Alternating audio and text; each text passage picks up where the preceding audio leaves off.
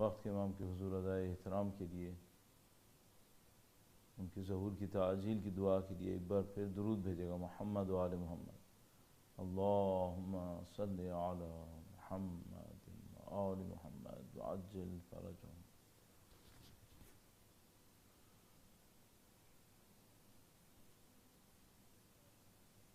انشاءاللہ خداوند متعال تمام عزاداران سید الشہداء کی توفیقات میں اضافہ فرمائے۔ ایک بار پھر درود بھیجے گا محمد و آل محمد۔ اللہم صلی علی محمد و آل محمد وعجل فرجهم۔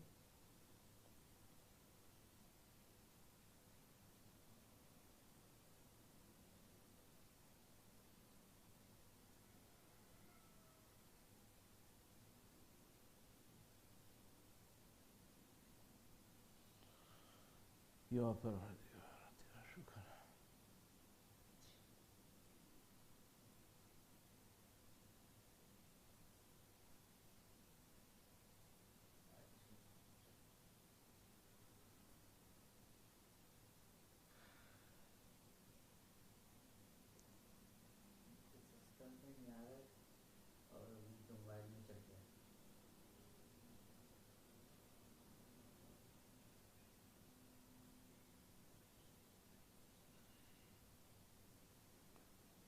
پروردگار انشاءاللہ بہتر فرمائے۔ ایک بار پھر درود بھیجے گا محمد و آل محمد۔ اللہم صلی علی محمد و آل محمد وعجل فرجهم۔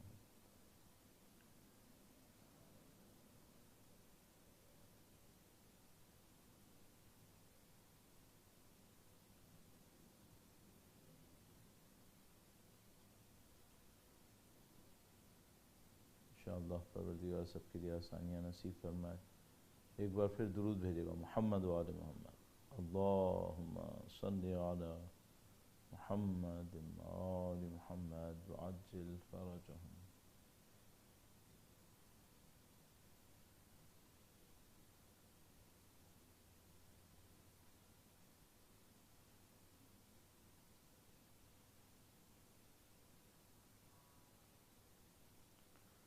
یا ارحم الراحمین، خداوند آسان کر دیں انشاءاللہ تعالی، پروردگار لطف فرمائے انشاءاللہ۔ ایک بار پھر درود بھیجے گا محمد و آل محمد۔ اللہم صلی علی محمد و آل محمد وعجل فرجهم۔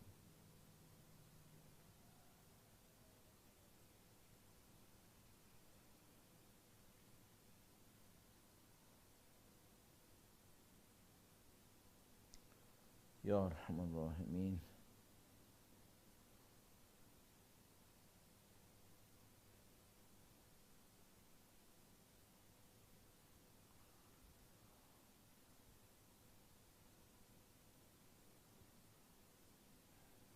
کیا روکیں گے آپ؟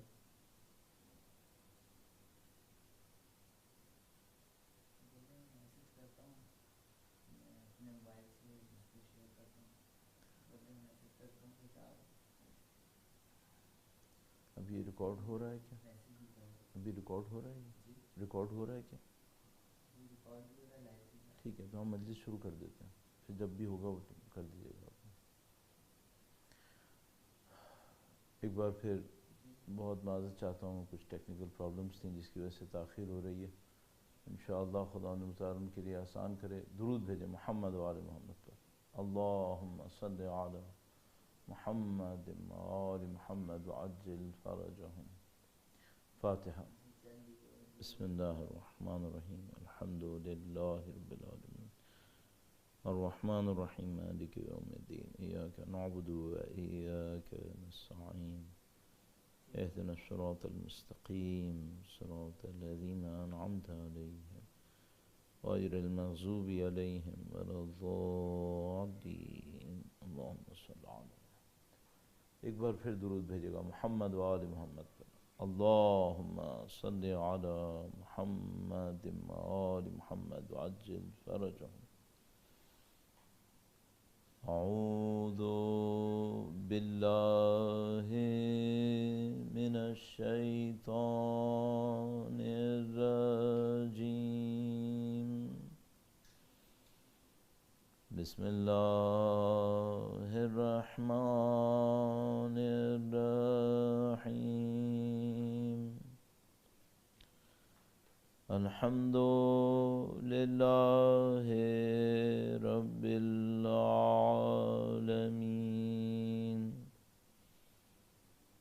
والصلاة والسلام على سید الانبیاء والمرسلین حبیب الہ العالمین ابی القاسم محمد اللہم صل علی محمد وآل محمد وعلى آلہ الطیبین الطاہرین سیما بقیت اللہ فی الأراضین قال اللہ تعالی فی کتابہ الکریم بسم اللہ الرحمن الرحیم ام حسبت ان اصحاب الكهف والرقیم كانوا من آیاتنا عجبا. درود بھیجے گا محمد و آل محمد. اللہم صلی علی محمد و آل محمد وعجل فرجہ. پروردگار عالم کا انتہائی لطف و کرم ہے، انتہائی احسان ہے خدا نے متعال کو. اس نے ہمیں اور آپ کو ایک بار پھر توفیق نصیب فرمائی سید الشہداء کے ذکر کے لیے جمع ہوں، سید الشہداء کی یاد کی طرف توجہ دیں. صدیوں کے تجربے نے ہمیں بتا دیا ہے کہ جن قوموں نے سید الشہداء کو یاد رکھا ہے، گویا سید الشہداء کی نورانیت نے ان قوموں کو زندہ رکھا، وہ قومیں زندہ رہی ہیں. اللہ کے نبی کی روایات کی روشنی میں، ائمہ اطہار علیہ السلام کی روایات کی روشنی میں، جو بھی سید الشہداء کے پرچم کو سربلند کرے گا، جو کوئی سید الشہداء کے غم میں، سید الشہداء کی یاد میں ہونے والی مجالس کا اہتمام کرے گا، خدا نے متعال اس کو ایک خاص مقام، خاص منصب قیامت کے دن نصیب فرمائے گا. یہاں تک کہ فرمایا کہ قیامت میں ہر آنکھ مشکلات میں مبتلا ہونے کی وجہ سے گریہ کر رہی ہوگی، سوائے ان آنکھوں کے جو سید الشہداء کے غم میں روئے. اللہ کی ادا کی دی ہوئی بڑی نعمت ہے، عظیم الشان نعمت ہے کہ اس نے ہمیں اور آپ کو اس غم کی سعادت نصیب کی ہے. اور اس موقع پر انتہائی ضروری ہے کہ ہم اپنے والدین کی شکر گزار ہوں، جنہوں نے ہمیں بچپن سے سید الشہداء کے پیغام سے آشنا کیا. اسی طرح ان عزاداران سید الشہداء کا بھی ذکر کریں کہ جو پچھلے سال ان مجالس میں موجود تھے، عزا کی فرش کے اوپر موجود تھے اور اب اس دنیا کے اندر نہیں ہیں. انشاءاللہ خدا ان تمام کو سید الشہداء کی ہمراہ محشور فرمائے. خدا نے متعال تمام مرحومین کو اہل بیت اطہار علیہ السلام کی شفاعت، ان کی جوار رحمت نصیب فرمائے انشاءاللہ. ان تمام کوششوں اور کاوشوں کی قبولیت کے لیے، مرحومین کے درجات کی بلندی اور اہل بیت اطہار علیہ السلام کی شفاعت کے حصول کے لیے، اور انشاءاللہ آپ کی اور ہماری یہ کوششیں وقت کے امام کی بارگاہ میں مورد قبول واقع ہوں. خدا نے متعال ان کے صدقے میں امام کے ظہور میں تعجیل فرمائے انشاءاللہ، ہمیں ان کی نصرت اور اس راہ میں شہادت نصیب فرمائے. درود بھیجے گا محمد و آل محمد پر. اللہم صلی علی محمد آل محمد وعجل فرجہم. اعزان محترم، اس سلسلہ مجالس کی پہلی مجلس ہے، اور اس پہلی مجلس کے اعتبار سے اور چونکہ یہ مجالس پہلی محرم کی مناسبت سے شروع ہو کر انشاءاللہ 12 محرم تک جاری رہیں گی، خود ماہ محرم کے حوالے سے چند نکات پہلے آپ کی خدمت میں عرض کرنا چاہتا ہوں، عزاداری سید الشہداء کے حوالے سے، اور انشاءاللہ آج ہی کوشش کریں گے کہ جو موضوع ہم نے ان مجالس کے لیے انتخاب کیا ہے اس موضوع کو آپ کی خدمت میں عرض کریں۔ آپ جہاں کہیں بھی تشریف فرما ہوں، بنیادی طور پر یہ مجالس الزہرا اسلامک سینٹر کے لیے نیو میکسیکو کے اندر ہے، ان کے لیے منعقد کی گئی ہیں۔ البتہ ظاہر ہے کہ ثواب میں سب وہ شامل ہیں کہ جو دنیا میں جہاں کہیں بیٹھ کر اس وقت مشاہدہ کر رہے ہیں یا بعد میں انشاءاللہ استفادہ کریں گے، سب کی مزید توفیقات کے لیے، حب اہل بیت اطہار علیہ السلام میں اضافے کے لیے، انشاءاللہ شفاعت اہل بیت اطہار کے حصول کے لیے درود بھیجیں محمد و آل محمد پر۔ اللہم صلی علی محمد و آل محمد وعجل فرج۔ عزیزان محترم، ہم سب کو معلوم ہے کہ خدا متعال کے نظام میں نیت، انسان کس ارادے سے کسی کام کو انجام دے، نیت کی اہمیت خود کام سے زیادہ ہے۔ مشہور و معروف روایت جو ہم لوگ بچپن سے سن رہے ہیں، انما الاعمال بالنیات، اعمال کا تعلق نیت سے ہے۔ ہم سب جانتے ہیں کہ کوئی شخص، دو افراد ایک جیسا کام انجام دیں، ایک اسی کام کی بنیاد پہ جنت میں جائے، دوسرا محروم رہ جائے، یہ بہت ممکن ہے۔ ایک ہی جگہ موجود ہوں، ایک ہی جیسا کام انجام دیں، لیکن نیتوں کا فرق ہو، نعوذ باللہ تعالیٰ، کوئی بری نیت سے کرے اور کوئی سعادت مند اچھی نیت سے کرے، زمین آسمان کا فرق ہے۔ دوسرا معاملہ ہمارے عمل کی تاثیر کا ہے۔ آپ کیا تاثیر ایجاد کر پائیں گے معاشرے کے اندر، اپنے اندر، دوسروں کے اندر، اپنے کام کے ذریعے سے۔ اور ظاہر ہے جیسا کہ ہم سب جانتے ہیں کہ سید الشہداء کی عزاداری کوئی معمولی عبادت نہیں ہے۔ ایک دفعہ میں ایک مستحب روزہ رکھتا ہوں، ایک مستحب نماز پڑھتا ہوں، سید الشہداء کی عزاداری ایک فرد کے مستحب روزے، ایک فرد کی مستحب نماز، ان سب سے کہیں بڑھ کر ہے۔ اس کی تاثیر معاشرے کے اوپر ہے، اس کی تاثیر لوگوں کے دلوں کے اوپر ہے۔ تو اگر فرد کے لیے انجام پانے والی عبادت میں نیت کی بہت زیادہ دخالت ہے، آپ خود سمجھ سکتے ہیں عزاداری سید الشہداء میں کتنی دخالت ہوگی۔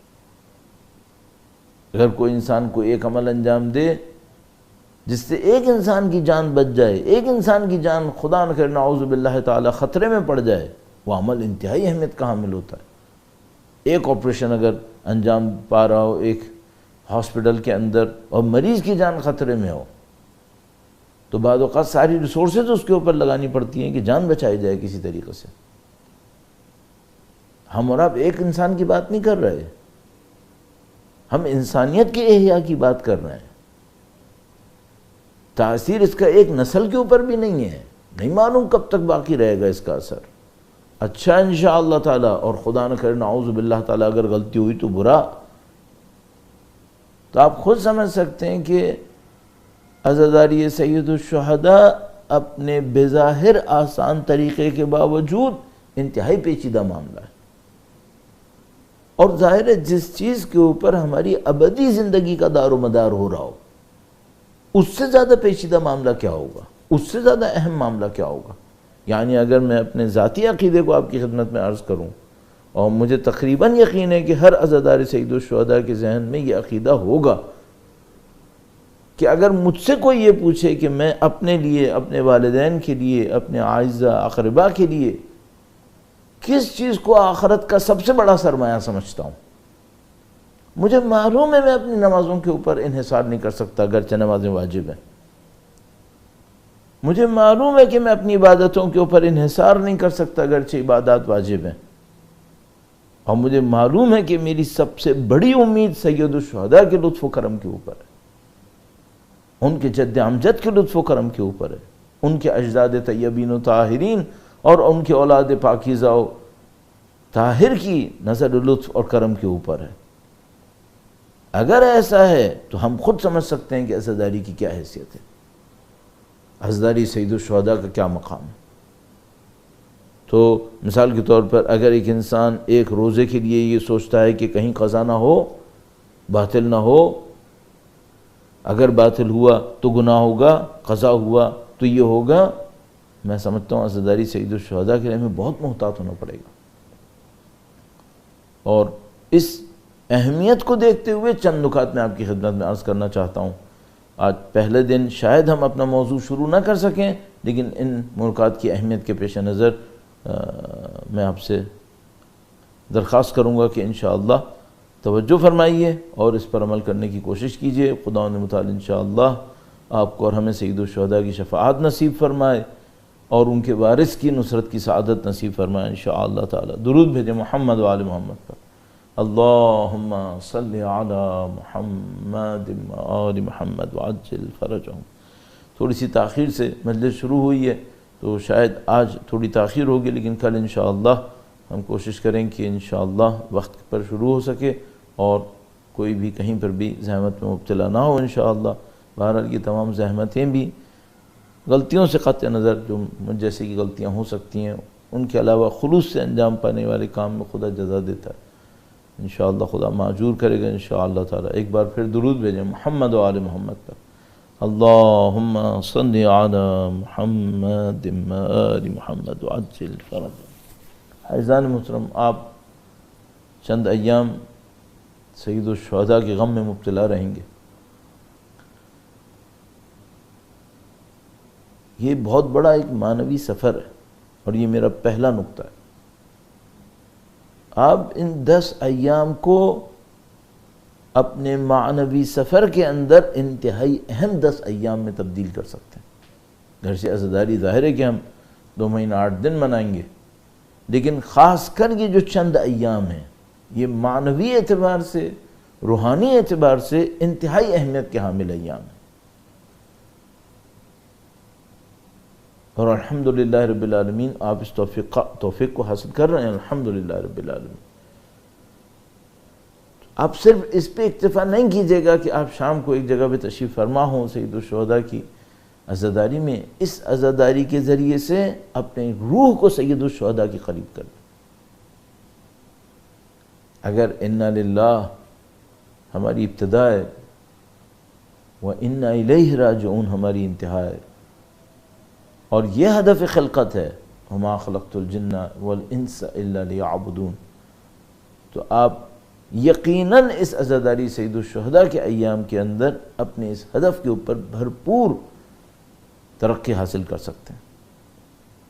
قدیم ایام سے ایک نسخہ بیان کرتے ہیں، کہتے ہیں کہ اگر کوئی شخص وقت کے امام کی نصرت کرنا چاہتا ہے تو کاموں میں سے ایک کام بیان کرتے ہیں کہ صبح شام 2 وقت امام حسین پر گریہ کرے،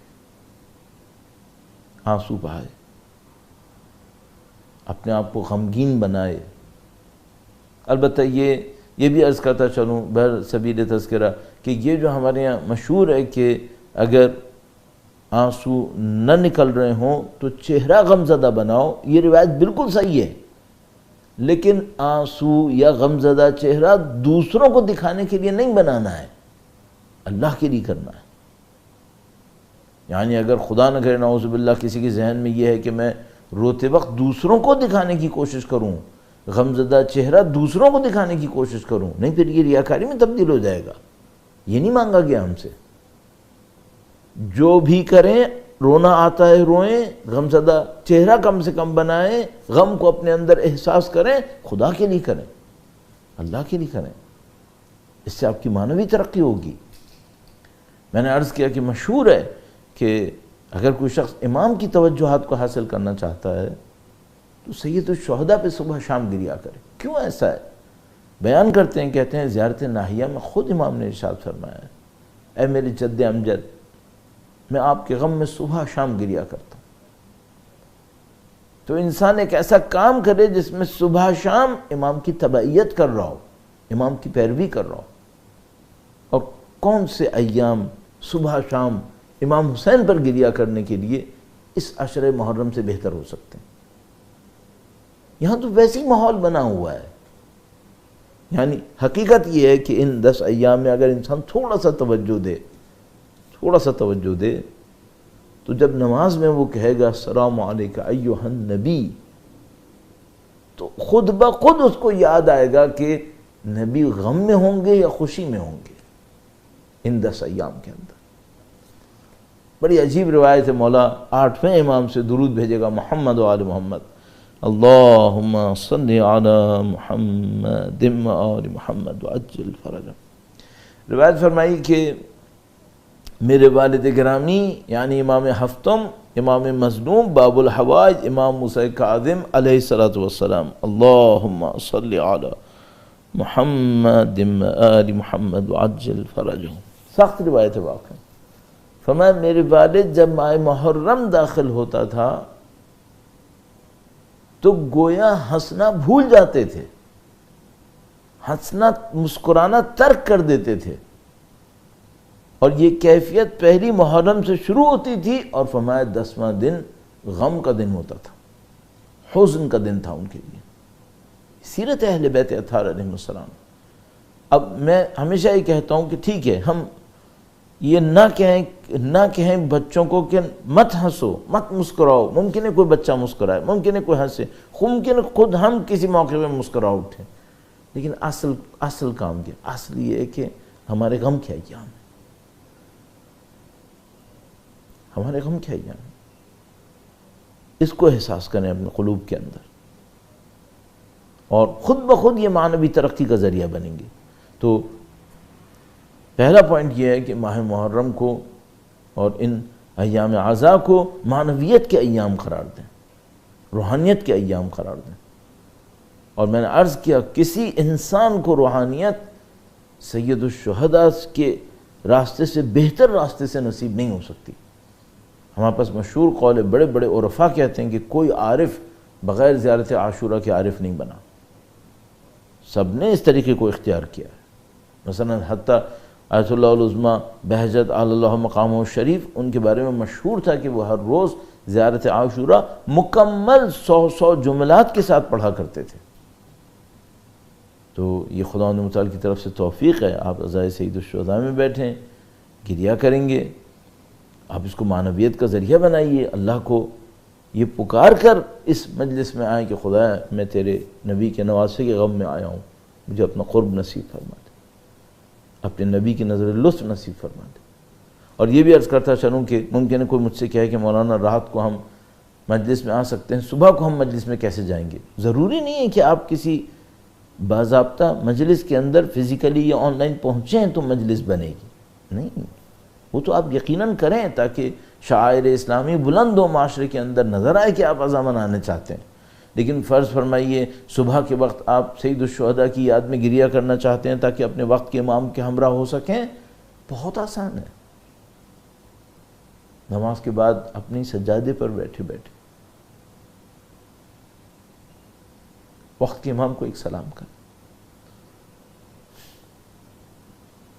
اور کہیں کہ مولا میں آپ کو آپ کی جد امجد کی تعزیت پیش کرنے کے لیے آیا. انہوں نے کب ہمارے اور اپنے درمیان پردوں کو حائل کیا؟ انہوں نے کب ہمیں منع کیا کہ ہم انہیں نہیں بلا سکتے، نہیں آواز دے سکتے؟ آپ اپنی مجلس خود منعقد کر لیجئے، وہیں بیٹھے وقت کے امام سے کہیے مولا آپ کی جد امجد کی شہادت کیا ہے، میں سلام کرنے کے لیے حاضر ہوا.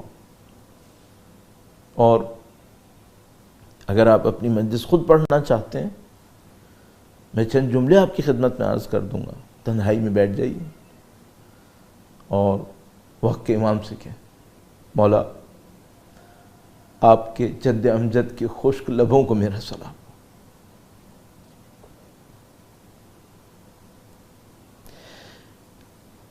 آپ کے جد امجد کے یتیموں کو میرا سلام.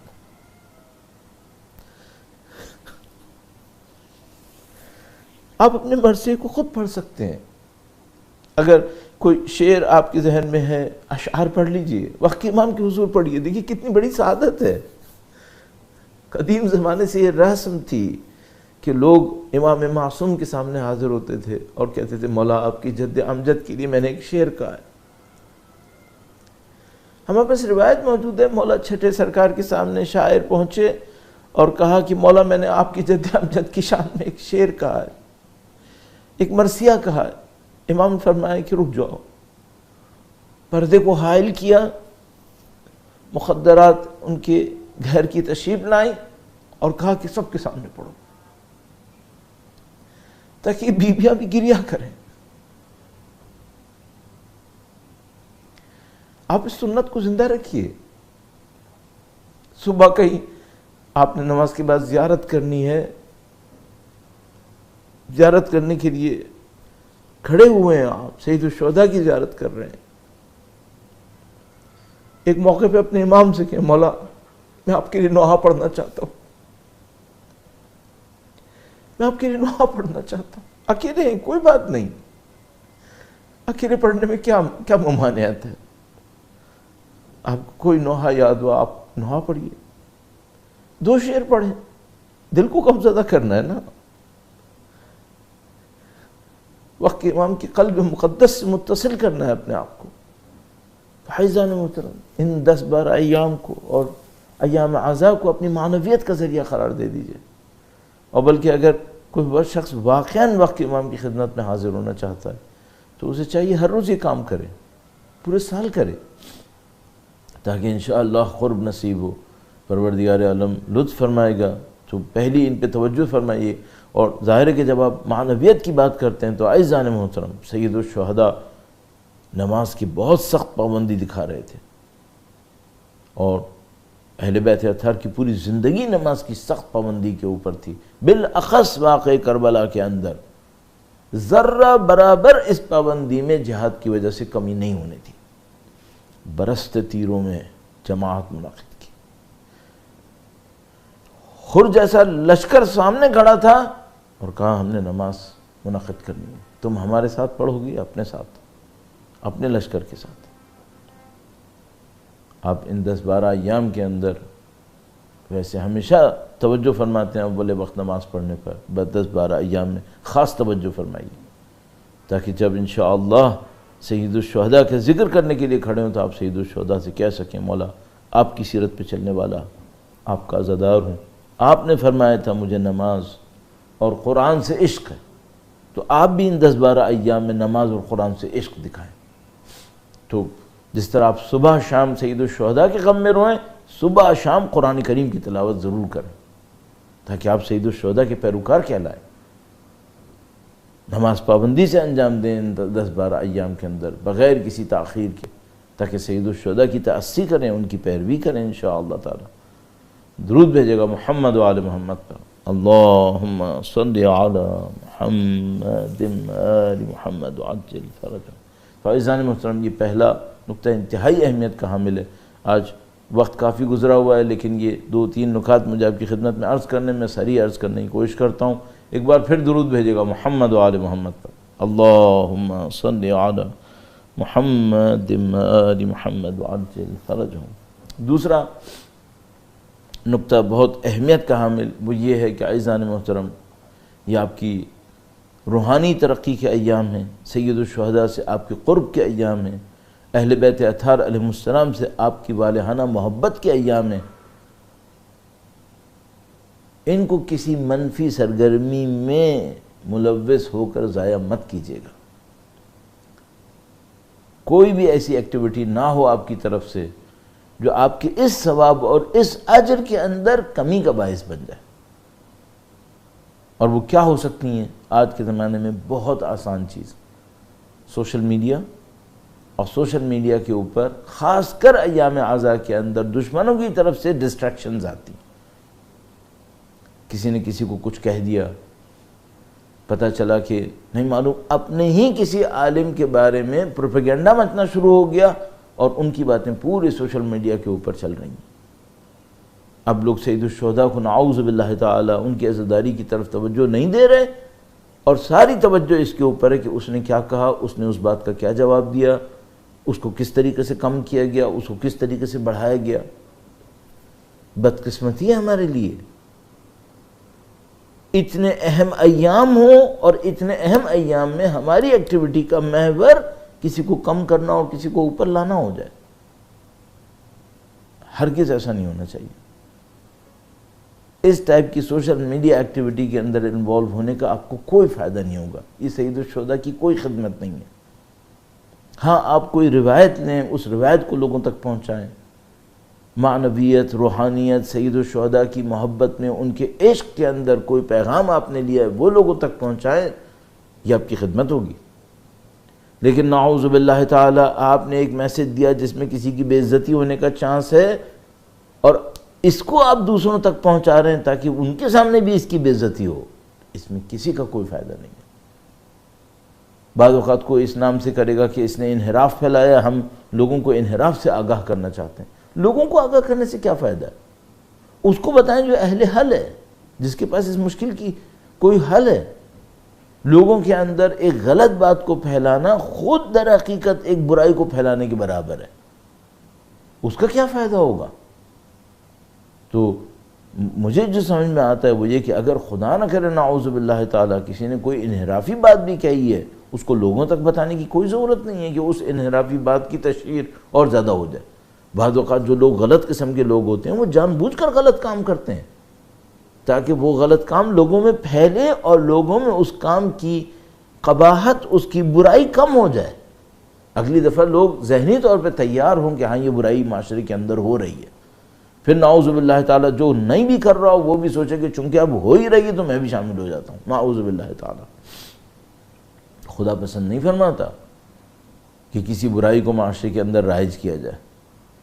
اور قرآن کریم کا واضح حکم موجود ہے کہ اگر تمہارے پاس کوئی خبر آتی ہے تو اس تک پہنچاؤ جو اس خبر کو اٹھانے کا اہل ہو، نہ کہ ہر بندے کو پہنچانا شروع کر دو. تو عزیزان محترم خیال کیجئے، آپ کے یہ ایام قیمتی ایام ہیں، آپ کی توجہات قیمتی توجہات ہیں. ان توجہات کو پاکیزہ چیزوں کی طرف رکھیے، ان توجہات کو انتہائی اہم امور کی طرف رکھیے. سید الشہداء کے اقوال ایک دوسرے کو پہنچائیں، سید الشہداء کے حالات ایک دوسرے کو پہنچائیں. کوئی کتاب اس حوالے سے لکھی گئی ہے اس کو ایک دوسرے تک پہنچائیں. لیکن نعوذ باللہ تعالی منفیات ایک دوسرے کو پہنچانا. اور میں آپ کو یقین سے کہہ رہا ہوں، اتنے سالوں سے میں خود مشاہدہ کر رہا ہوں اور آپ بھی دیکھ رہے ہیں، ہر سال کوئی نہ کوئی فتنہ یقیناً مچایا جاتا ہے، ہر سال. اور ہوگا یہ کہ نعوذ باللہ تعالی 6 7 محرم سے لے کر 10 محرم تک اس دوران میں فتنوں کا انبار ہو جائے گا. اور یہ کیوں ایسا ہو رہا ہے؟ جو مجھے سمجھ میں آتا ہے وہ یہ کہ شیطان نہیں چاہتا لوگ سید الشہداء پر پرخلوص توجہ دیں. دشمن بھی ایسے ہی ہیں، وہ بھی یہی کریں گے. کبھی کوئی فتنہ کھڑا کریں گے، کبھی کوئی فتنہ کھڑا کریں گے، اور ہم بجائے یہ کہ سید الشہداء پہ توجہ دیں دشمن کی فتنوں پہ توجہ دیں گے. میں نے عرض کیا ہم دشمن کی حرکتوں سے غافل بیٹھیں یہ صحیح نہیں ہے، نادان رہیں یہ صحیح نہیں ہے، لیکن وہ اس پہ توجہ دیں جو اس مشکل کو سمجھنے کے قابل ہوں، اس کو حل کرنے کے قابل ہوں. تو عزیزان محترم حتی الامکان کوشش کیجئے گا آپ وائرل میسیجز کا حصہ مت بنیے گا. اور یہ وائرل میسیجز خود بخود ڈرائی اپ ہو جاتے ہیں اگر کوئی اور دوسرا آگے نہ بڑھائے. اللہ شاہد ہے مجھے یاد نہیں آتا میں کسی میسیج کو وائرل کرتا ہوں. کیوں؟ مجھے معلوم ہے کہ یہ بعض اوقات اچھائی سے زیادہ برائی کا سبب بننے والا ہے. ہاں اچھی چیزوں کو آگے بڑھائیے، ان کو بھیجیے، تو اس میں آپ کو ثواب بھی ملے گا، اجر بھی ملے گا انشاءاللہ تعالی. لیکن برائیوں کو بھیجنے سے گریز فرمائیے انشاءاللہ تعالی. درود بھیجے گا محمد و آل محمد پر. اللہم صلی علی محمد و آل محمد وعجل فرجہم.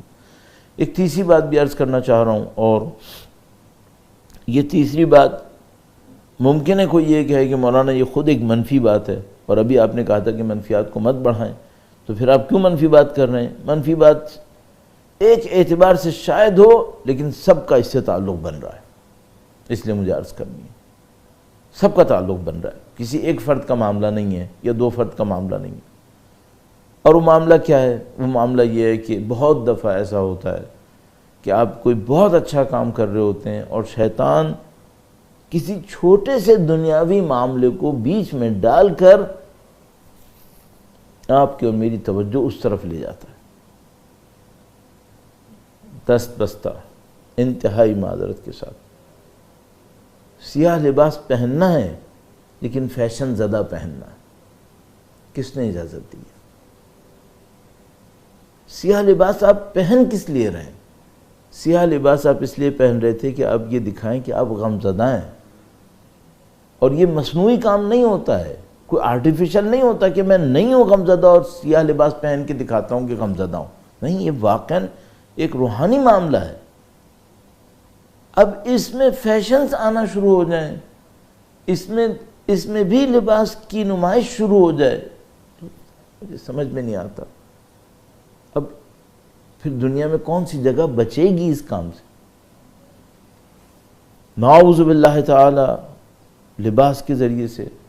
میں بہت معذرت چاہتا ہوں، ایک ذرا سخت بات کہنے والا ہوں، آپ کہیں گے کہ شاید بہت ہلکی بات ہے، لیکن میں معذرت چاہ رہا ہوں، وہ یہ کہ اس بات سے کہ کس نے تبرک میں کیا بانٹا، اتنا نیچے مت لائیں، اتنا نیچے مت آئیں۔ آپ ایک عبادت انجام دے رہے ہیں، سید الشہداء کی خدمت کے لیے آئے ہیں، اس میں ان چھوٹی چھوٹی باتوں کی طرف مت جائیں، آپ کے ثواب میں کمی ہوگی۔ آپ کی توجہات بڑے مقاصد کی طرف ہونے کے بجائے چھوٹی چیزوں کی طرف چلی جا رہی ہے، تو نعوذ باللہ تعالی ان چیزوں کی طرف مت جائیے۔ بعض اوقات شیطان گھمائے گا اور کسی اور طریقے سے پیش کر دے گا۔ مثال کے طور پر نعوذ باللہ تعالی کوئی یہ کوشش کر رہا ہے کہ نعوذ باللہ تعالی عزاداری کے ذریعے سے اس کا نام چمکے، یا ارحم الراحمین۔ ہم نے عزاداری کرنی تھی سید الشہداء کے ہدف کے لیے، نہ کہ اپنے نام چمکانے کے لیے۔ تو نعوذ باللہ تعالی میرے جیسا بولنے والا سوچے کہ اس ماہ محرم میں میرا نام کہاں کہاں تک پہنچ جائے گا، اس دفعہ میرے نعوذ باللہ تعالی ویورز کتنے بن جائیں گے۔ یا الہی، یہ خیانت نہیں ہے؟ یہ سید الشہداء کے ہدف کے ساتھ خیانت نہیں ہے کہ معاملہ سید الشہداء کی مظلومیت کا تھا، معاملہ سید الشہداء کے بے گور و کفن لاشے کا تھا، عزاداری سید الشہداء کے غم کے لیے تھی۔ اس دوران میں سوچ رہا ہوں میں کتنا کما لوں گا، اپنی دنیا کتنی بنا لوں گا، اور اس کے بعد تعویل و تشریح کیا ہوگی؟ وہ یہ کہ میں تو صرف یہ دیکھ رہا ہوں کہ کتنے لوگوں نے فائدہ اٹھایا۔ خدا نے دیکھنا ہے، فرشتوں نے دیکھنا ہے، آپ کیوں زحمت فرما رہے ہیں؟ جتنے لوگ فائدہ اٹھائیں گے آپ نہیں بھی دیکھیں گے تو فرشتے جانتے ہیں آپ کو جزا دے دیں گے، آپ کیوں چھوٹی چیزوں پہ توجہ دے رہے ہیں؟ اسی طرح ایک آدمی کوشش کرتا ہے کہ میں جو مجلس کرواؤں اس میں زیادہ سے زیادہ لوگ آئیں، اگر وہ اس عنوان سے کوشش کر رہا ہے کہ بھئی لوگ زیادہ استفادہ کریں، بات بالکل صحیح ہے، لوگ زیادہ استفادہ کر لیں، لیکن اگر لوگ کم آئے تو افسوس کیوں ہوتا ہے پھر؟ اور نعوذ باللہ تعالی مجلس کے بعد کبھی کوئی یہ کہے کہ آپ نے دیکھا کتنا رش تھا، یہ باتیں صحیح نہیں ہیں۔ ممکن ہے کوئی دور دراز کی تعویل کر کے اس جملے کو بھی صحیح کرنے کی کوشش کرے، شاید صحیح ہو بھی جائے، لیکن بہت دور دراز کی تعویل ہے۔ زیادہ تر لوگ کیا دیکھ رہے ہوں گے نعوذ باللہ تعالی؟ وہ یہ کہ انہیں رش چاہیے، انہیں نمبر چاہیے، نعوذ باللہ تعالی۔ صحیح بات نہیں ہے۔ ہمیں سید الشہداء کے لیے خلوص پہ کام کرنا چاہیے، ہمیں سید الشہداء کی خاطر اسی معنویت اور روحانیت کی طرف توجہ رکھنی چاہیے جس طرح توجہ رکھتے ہوئے سید الشہداء نے قربانی دی، پاکیزگی کی قربانی تھی، نہ کہ عدد کی۔ یعنی سید الشہداء کی قربانی جو دنیا کی مادہ پرستی کا اعلیٰ ترین انکار تھا، اس کی یاد میں مادہ پرستی کی جائے، یہ کہاں کا انصاف ہے؟ یہ حرکت صحیح حرکت نہیں ہے۔ اس کو پرخلوص پہلے بھی رکھا تھا لوگوں نے، اب بھی رکھنے کی ضرورت ہے۔ اصل یہ سوال ہی مت کریں ایک دوسرے سے وہاں پہ تبرک میں کیا تھا، وہاں پہ لوگ کتنے آئے تھے، نہیں، یہ باتیں نہیں کریں۔ آپ اپنا کام کریں، سید الشہداء کی عزاداری پہ توجہ دیں۔ اور یہ میں اس لیے عرض کر رہا ہوں نعوذ باللہ تعالیٰ، چونکہ ہر دین کے اندر یہ وبا آتی ہے کہ لوگ حقیقت کے بجائے ظواہر کے اوپر توجہ دینا شروع کر دیتے ہیں۔ جیسے کہ میں بہت دفعہ مثال عرض کر چکا ہوں عید قربان کے لیے، کہ بجائے یہ کہ لوگ قربانی پہ توجہ دیں، لوگ جانوروں کی سائز پہ توجہ دینے لگتے ہیں، جانوروں کی قیمتوں کے اوپر توجہ دینے لگتے ہیں۔ تو یہ معنویت اور روحانیت کے خلاف ہے، اس کے اوپر آپ توجہ فرمائیے گا۔ یہ 3 انتہائی اہم نکات مجھے آپ کی خدمت میں عرض کرنے تھے۔ بات تھوڑی سخت تھی، میں اس کے لیے معذرت چاہتا ہوں، اور ظاہر کی تاخیر بھی ہوئی تھی آج، تو اس لیے شاید سخت لگے گا، لیکن انتہائی اہم تھا کہ آپ کی خدمت میں عرض کروں۔ اور اہم کس اعتبار سے اہم؟ اسی اعتبار سے اہم کہ زندگی موت کا معاملہ ہے یہ ہماری۔ آپ نے دیکھا ہے کہ جب مثال کے طور پر پاکستان کے مختلف شہروں میں عزاداران سید الشہداء کی جانوں کو خطرے میں ڈالا گیا تھا، یہاں شہادتیں کتنی زیادہ ہو رہی تھیں، تب عزاداران سید الشہداء نے ایک قدم پیچھے نہیں ہٹایا، کیونکہ عزاداری علامہ شہید عارف حسین حسینی کے بقول ہماری شہ رگ حیات ہے، یہ ہماری شہ رگ ہے، یہ ہماری زندگی موت کا معاملہ ہے، بلکہ ایک معنی میں جو میں نے عرض کیا، یہ زندگی موت سے بڑھ کر معاملہ ہے، یہ ہماری ابدی زندگی کا معاملہ ہے۔ یہ اہل بیت اطہار علیہ السلام سے ہمارا توسل یہ دنیا کی چند دنوں کی زندگی کے لیے نہیں ہے، ہم اس دن اہل بیت کی شفاعت کے منتظر ہیں، یہ پوری کائنات کے لیے سخت دن ہے، رسول اللہ کی پناہ کے منتظر، ان کے حوض کوثر سے سیراب ہونے کے منتظر۔ ہمیں معلوم ہے کہ سید الشہداء وارث ہیں، سید الشہداء حسین منی وانا من حسین، یہ گراں قدر لقب، یہ گراں قدر مقام کس کو ملا؟ سید الشہداء سے ہماری امیدیں وابستہ ہیں۔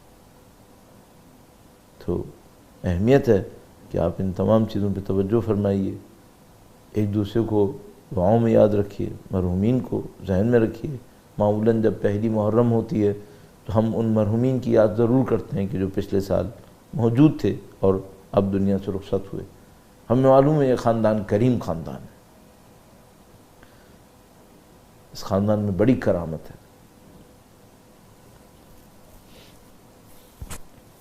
سید الشہداء کی کرامت شورۂ آفاق ہے۔ ہمیں معلوم ہے کہ ہمارے وہ اعزاء اقربا جو سید الشہداء کی محبت میں، سید الشہداء کی عزاداری میں اس دنیا سے رخصت ہوئے ہیں، سید الشہداء کی محبت کو اپنے دلوں میں تھے، وہ آخرت میں اچھا مقام حاصل کریں گے، وہ آخرت میں بہترین منازل کو حاصل کریں گے۔ سید الشہداء کی حمایت ان کے ساتھ رہے گی ہمیشہ، ہماری دعائیں ان سب کے ساتھ ہیں، اور آپ کے اور ہمارے اور مرحومین کے جو پچھلے سالوں میں دنیا سے رخصت ہوئے، سب کے لیے دعا گو ہیں۔ خدا انشاءاللہ ان سب کو اہل بیت اطہار علیہ السلام کی جوار رحمت میں جگہ نصیب فرمائے انشاءاللہ تعالی۔ قدیم ایام سے ہم ایک جملہ سن رہے ہیں،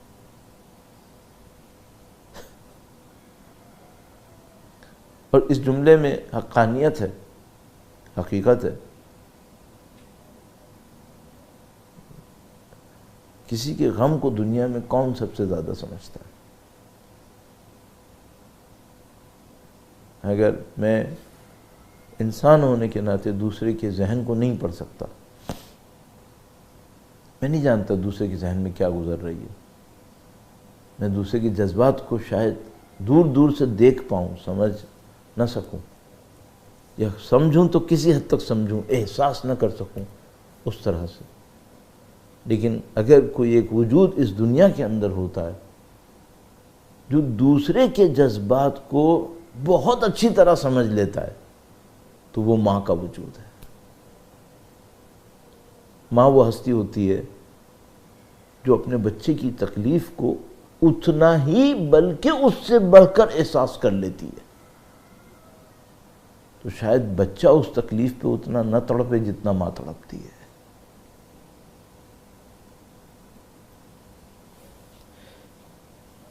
ہمیشہ سے ایک جملہ سنے آ رہے ہیں کہ تم حسین پر رو، مادر حسین جزا دے گی۔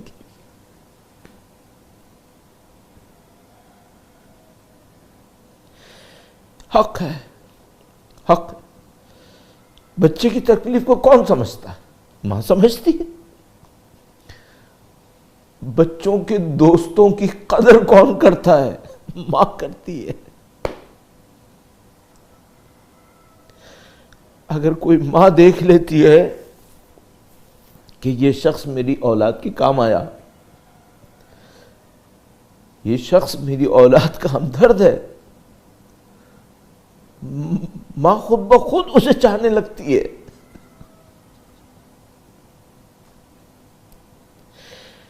آپ سید الشہداء کے فرش عزا پر بیٹھیں، گھر سے نکل کر آنے کی زحمت اٹھائیں، گرچہ اس کو زحمت کہنا شاید اچھا نہیں لگ رہا مجھے، لیکن اگر آپ گھر سے نکلے فرش عزا تک آئے، کچھ نہیں کیا، آپ نے وقت نکالا سید الشہداء کو یاد کیا، تو عزیزو جتنے بھی ماں کے لیے کچھ کہتا، لیکن آپ کی والدہ کے لیے سوائے احترام کے کچھ نہیں کہوں گا۔ عزیزو توجہات سید الشہداء پہ رکھتے ہوئے مادر امام حسین کے حضور عرض ادب کرتے ہوئے ایک درخواست، ایک التجا سید الشہداء کی والدہ گرامی سے، بنت رسول اللہ سے، قرۃ عین الرسول سے، بضعۃ الرسول سے، اے مادر حسین، اے بنت رسول اللہ، آپ کی نظر لطف کے صدقے میں ہم حسین کے عزادار بنے۔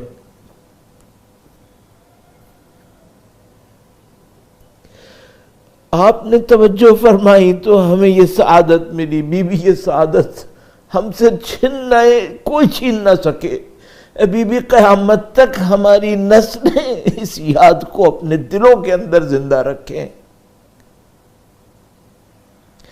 انسان اپنی زندگی میں بڑی خواہشیں کرتا ہے، بڑی آرزویں کرتا ہے، کبھی گھر کی آرزو ہوتی ہے، کبھی مال و دولت کی آرزو ہوتی ہے، کبھی شہرت و طاقت کی آرزو ہوتی ہے، لیکن عزیزو سب کو معلوم ہے یہ سب چیزیں ختم ہو جائیں گی، جو باقی رہے گا وہ ہے جو عمل صالح کی صورت میں رہتا ہے۔ تو ہم سید الشہداء کی والدہ ماجدہ سے، بنت رسول سے یہی عرض کریں گے کہ بی بی آپ کے در کے صدقوں سے ہم نے سب کچھ حاصل کیا ہے، اگر صحت ہے، اگر جسم ہے، توانائی ہے، نبی اولاد نبی کے صدقے میں ہے، ہمیں معلوم ہے کہ بی بی ہم آپ کی خدمت گزار بننا چاہتے ہیں، آپ کے فرزند کے ذکر کرنے والے بننا چاہتے ہیں۔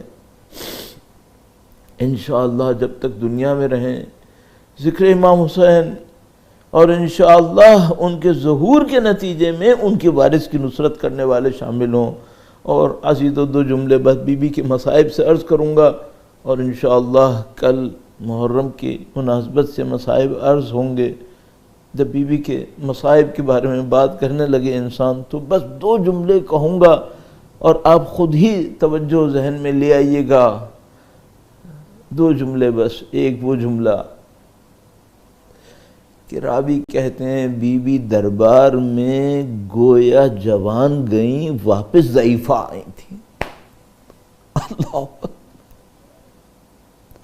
اور دوسرا جملہ وہ جو بی بی نے خود فرمایا، مجھ پر وہ مصائب ٹوٹے جو پہاڑوں پہ ٹوٹتے تو چکنا چور ہو جاتے۔ ایسے بڑی عجیب روایت ہے ہمارے پاس اللہ کے رسول سے، جب اپنے فرزند ابراہیم کو دفنا رہے تھے، کوہ احد کو دیکھا اور فرمایا اے احد، جو مصیبت مجھ پہ ٹوٹتی تجھ پہ ٹوٹتی تو ریزہ ریزہ ہو جاتا۔ نہیں معلوم بنت رسول کے اوپر کون سا ایسا معاملہ آیا کہ جیسے اللہ کے رسول سے ان کے فرزند گئے اور فرمایا کوہ احد تو ریزہ ریزہ ہو جاتا اگر میری جیسی مصیبت اٹھاتا۔ بی بی سیدہ پر کون سی مصیبت ایسی آئی؟ تو عزیزو اگر میں دست بستہ عرض کروں تو صرف چند جملے میں کہوں گا، وہ کہوں گا کہ یہ بتاؤ کوئی نبی سنا ہے جس کی صاحبزادی کو کسی نے تماچا مارا ہو؟ کوئی تم نے نبی سنا ہے جس کی صاحبزادی کو وفات نبی کے اوپر گھر میں گھس کر ظلم کا نشانہ بنایا گیا ہو؟ اور یہ کیسی مظلومیت ہے اہل بیت اطہار علیہ السلام کی کہ ایک موقع کے اوپر عزیز و جرأت اور ہمت کر کے اگر میں جملے عرض کروں آپ کی خدمت میں، ایک موقع کے اوپر مولا امیر المومنین نے ماتم کرنا شروع کیا اور فرمایا کہ اے خدا سیدہ کے مسائل، مولا سید الشہداء سے کہا گیا اپنی والدہ گرامی سے الوداع فرمائیں۔ گویا سید الشہداء تشریف لائے اور اپنی والدہ کو دیکھا، اپنی والدہ کو پہلی دفعہ ایک ایسی حالت میں دیکھا کہ ماں حسین کو نہیں بلا رہی ہے، ماں خاموش ہے۔ سید الشہداء تشریف فرما ہوئے۔ اب سید الشہداء کا ایک عجیب مقام ہے، فرمایا جب تک میری ماں الوداع نہ کرے میں الوداع نہیں کروں گا۔ بس ایک موقع ہوا کہ بندے کفن ٹوٹ گئے اور بی بی سیدہ سلام اللہ علیہ کا دست شفقت بلند ہوا، سید الشہداء کو گویا خود خاموش کروا لیا۔ بس ایک موقع یہ ہے جب امام حسین الوداع کرنے کے لیے آئے ہیں اور بی بی سیدہ سلام اللہ علیہا سید الشہداء کو خاموش کروا رہی ہیں۔ عزیزو اب بڑے موقع آئیں گے میدان کربلا تک، ایک وہ موقع آئے گا جب سید الشہداء بی بی کے روضے پہ الوداع کرنے جائیں گے، اور پھر سب سے بڑا موقع وہ آئے گا جب بی بی سیدہ سلام اللہ علیہا امام حسین کو الوداع کرنے آئیں گی۔ وہ عجیب لمحہ ہوگا جب ایک طرف تلہ زینبیہ پہ بی بی تشریف فرما ہوں گی، مقتل میں سید الشہداء ہوں گے اور ماں دونوں طرف دیکھتی ہوگی، اپنی بیٹی کو سنبھالے یا اپنی صاحبزادے کو دیکھ۔ لعنت اللہ علی القوم الظالمین وسيعلم الذين ظلموا أي منقلب ينقلبون۔ پروردگار تجھے واسطہ نبی اولاد نبی کا اس مختصر عزاداری کو اپنی بارگاہ میں قبول فرما۔ اے پاک پروردگار ان کی عزاداری کی سعادت ہمیں اور ہماری نسلوں کو قیامت تک نصیب فرما۔ اے پاک پروردگار ہمیں اور ہمارے مرحومین کو اہل بیت اطہار کی بہترین شفاعتیں اور جوار رحمت نصیب فرما۔ دنیا میں جو کوئی جہاں کہیں بھی پرچم اعلیٰ کی سربلندی کے لیے، استحکام کے لیے، عزت و ناموس کے لیے اپنی کوششوں کو انجام دے رہا ہے، پاک پروردگار بہترین اجر و ثواب نصیب فرما۔ ماتم حسین۔